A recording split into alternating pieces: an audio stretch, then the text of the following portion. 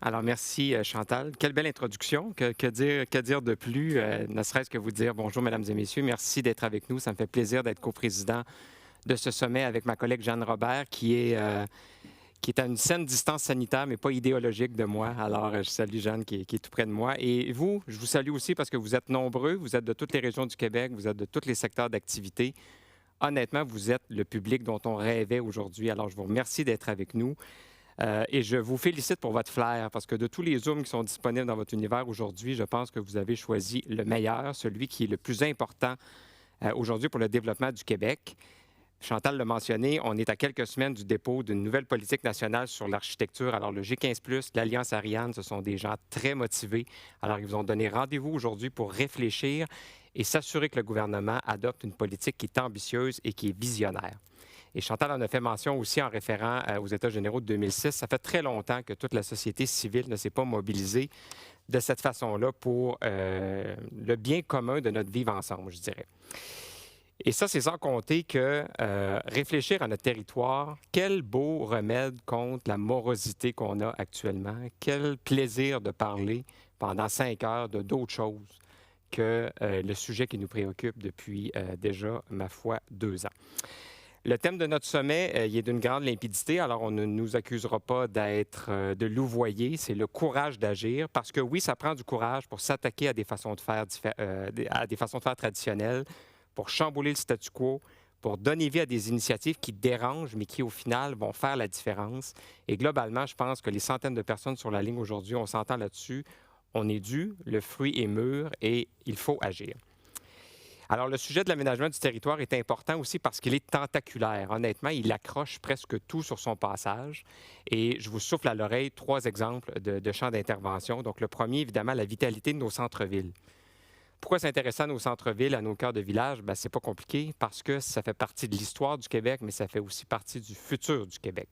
La pandémie actuelle a mis en valeur l'importance de préserver une forte concentration de nos commerçants locaux, de nos restaurateurs qui ouvrent lundi, Dieu merci, et de nos institutions culturelles. Et je me permets de prêcher pour ma paroisse en mentionnant que les chambres de commerce sont souvent dans nos localités un point de contact et de rencontre important, puis un catalyseur pour développer nos cœurs de village et nos centres-villes. Puis, à titre d'exemple, on a lancé dans les derniers mois une campagne de promotion de l'achat local avec le gouvernement fédéral, intitulée Mes achats à quelques pas, qui a permis à près de 100 villes ou villages, via leur chambre de commerce, de montrer leur attachement à l'achat local et au tissu commercial de proximité et à un tissu commercial de proximité fort. Alors, c'est clair que l'appétit est là. Les gens ont envie de supporter leur centre-ville, mais encore faut-il créer les bonnes conditions pour que ces commerces-là soient valorisés et qu'ils disposent d'un bassin de clients potentiels suffisamment important pour venir les supporter. Et venir les supporter, pourquoi pas, quand c'est possible, à pied ou en transport collectif. C'est ça qui fait la différence aussi. Deuxième point, la question de l'habitation. Je pense qu'il faut réfléchir à l'évolution de nos besoins collectifs et individuels, à l'évolution aussi de nos changements démographiques dans notre stratégie ou dans notre approche immobilière.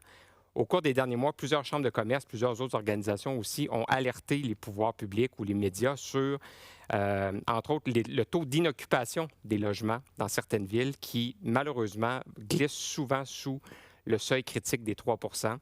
Certaines villes sont aujourd'hui dans l'incapacité d'accueillir des travailleurs et donc des familles qui désirent s'établir chez elles. Je prends un exemple à Granby, pas très loin d'ici, taux d'inoccupation 0,2 %. 0,2 %. Ça n'a aucun sens. Alors, il faut agir dans ce domaine-là parce que c'est un frein majeur à la mobilité de la main-d'œuvre, au recrutement de travailleurs et donc au développement économique. Alors aujourd'hui, on aura l'occasion de discuter, mais aussi de proposer des solutions pour se sortir de ce problème-là.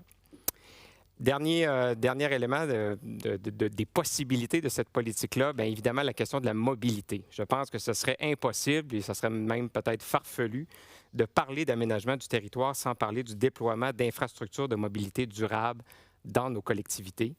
Et pour y parvenir, il faut améliorer la desserte du transport collectif en région. Et ça passe par des grands projets et des plus petits. Des grands projets comme le train à grande fréquence de Via Rail, par exemple.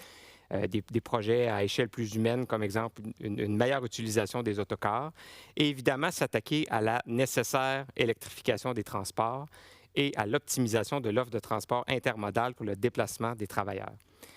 Pour comprendre et apprécier tout ce que le Québec a à offrir, il faut pouvoir le visiter. Puis pour pouvoir le visiter, bien, il faut pouvoir s'y rendre aisément, oui, mais aussi intelligemment. Alors, en conclusion, pour moi, ça ne fait aucun doute que la nouvelle politique qu'on attend avec grande impatience doit et peut contribuer à améliorer le bien-être des Québécois.